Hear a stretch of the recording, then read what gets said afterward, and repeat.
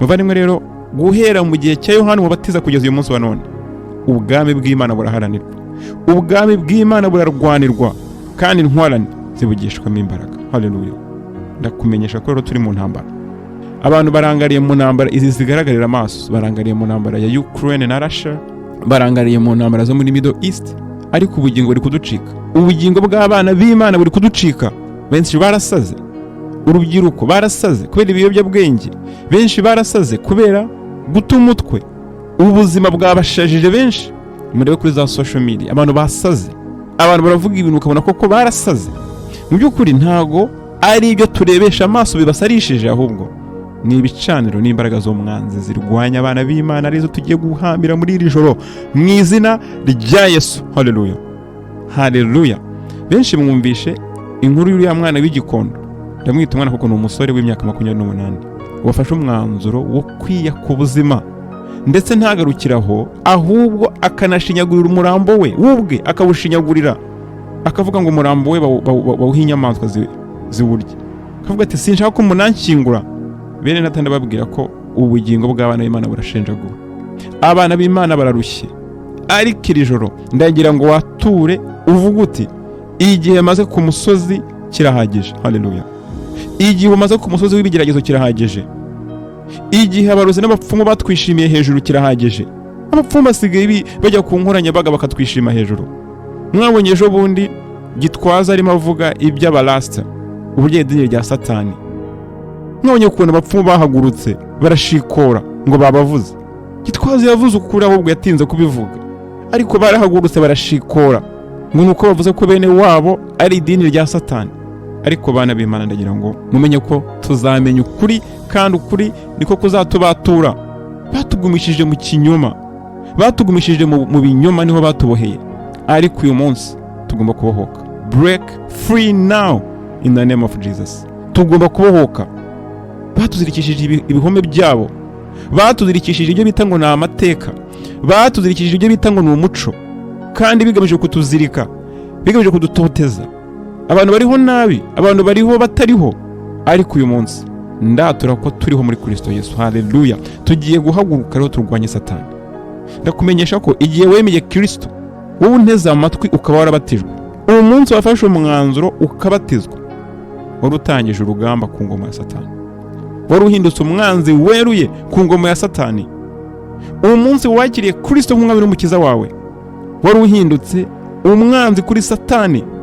Satani yashyize ingabo zo kurwanya byinshi ubona mu buzima bwawe: ubukene, indwara, ibigeragezo, ibibazo mu rugo rwawe, umugabo n'umugore muhora mufitanye ibibazo, abana ntibakumva, mu kazi bigenda nabi. Ibyo byose inyuma wagufungura amaso hari intambara zikaze zirenze izo ureba.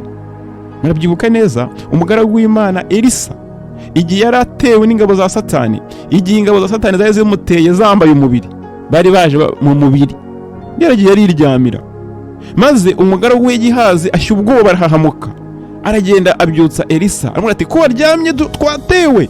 Ati abangaba nibo watinya ba, aba n'ubusa ugereranyije n'ingabo ziri mu isi y'umwuka. Maze umwuka w'Imana afungura gihaza amaso, agiye kureba abona ku misozi hagoteye abadayimoni. Arebye hirya abona abamarayika b'Uwiteka bakubye inshuro 3 ingabo z'umwijima zari zabagose. Muvandimwe, hari abadayimoni bari ku buzima bwawe, hari imbaraga z'umwijima ziri ku buzima bwawe, imbaraga zikurwanya. Abangaba biyahura ntabwo biyahura kuko banze ubuzima, hari ibibatira kwiyahura. Abangaba bari mu busambanyi ntago ari gusa, aba basinzi ntago ari gusa. Hari abana b'Imana bagiye mu businzi, hari abakwiye kuba bakorera Imana uyu munsi barimbutse. Ariko uyu munsi wa none haguruka. Ijambo ry'Imana rirambwira ngo duhaguruke turwanye Satani n'abazaduhunga. Nutarwanya Satani azakurwanya, nta mbabazi agufitiye inshuti yanjye. Turi mu ntambara.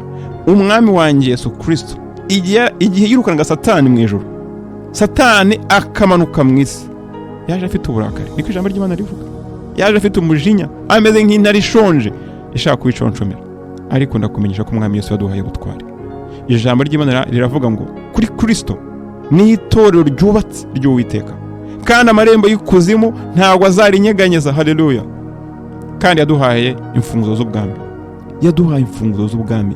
Umwami yaduhaye imfunguzo kugira ngo icyo tuzahambira mu isi no mu ijuru kizabe gihambiriwe, n'icyo tuzahambura no mu ijuru kizabe gihambuwe. Haleluya, haleluya. Yeshua mwami mwiza, tuje imbere yawe mu izina rya Yesu. Haleluya.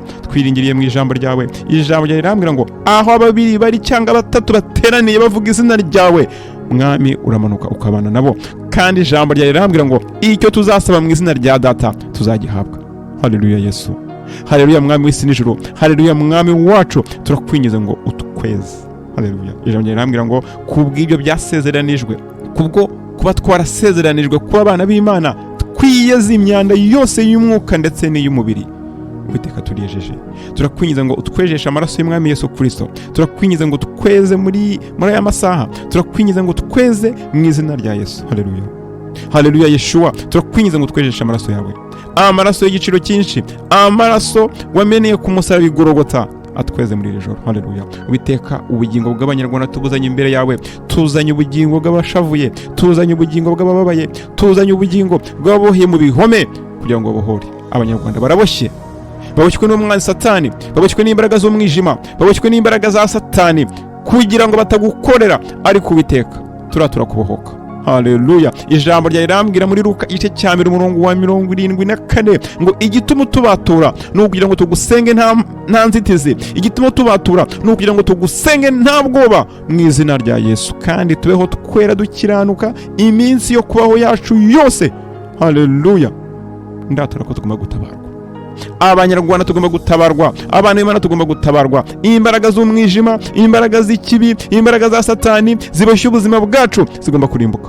Rimbuka Satani ntabwo ubu duteye. Ijambo ry'Imana rirambwira ngo Uwiteka ari ku ruhande rwanjye, niki cyabasha kuntera ubwoba? Ntabwo ndareba umwuka w'ubwoba, ntabwo twaremanywe umwuka w'ubwoba, twaremanywe umwuka uduhindura abana b'Imana. Haleluya, haleluya. Yeshua, icyubahiro n'ikibi cyawe mwami, turakwinjiza ngo turwanirire, turakwinjiza ngo tuvuganire mu izina rya Yesu. Ijambo ryawe rimbwira neza ko ariho turwanirira.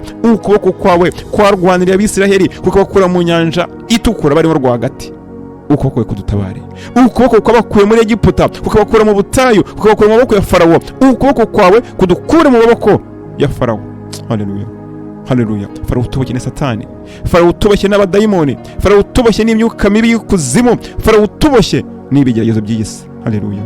Mwami tubature mu izina rya Yesu. Turakwinginze ngo ibigirwamana byose by'ikuzimu birwanye ubuzima bwacu birimuke. Ibigirwamana biri mu bisekuru byacu, ibigirwamana biri mu nzu z'abadata, ibigirwamana biri mu gihugu cyacu birimbuke mu izina rya Yesu. Haleluya.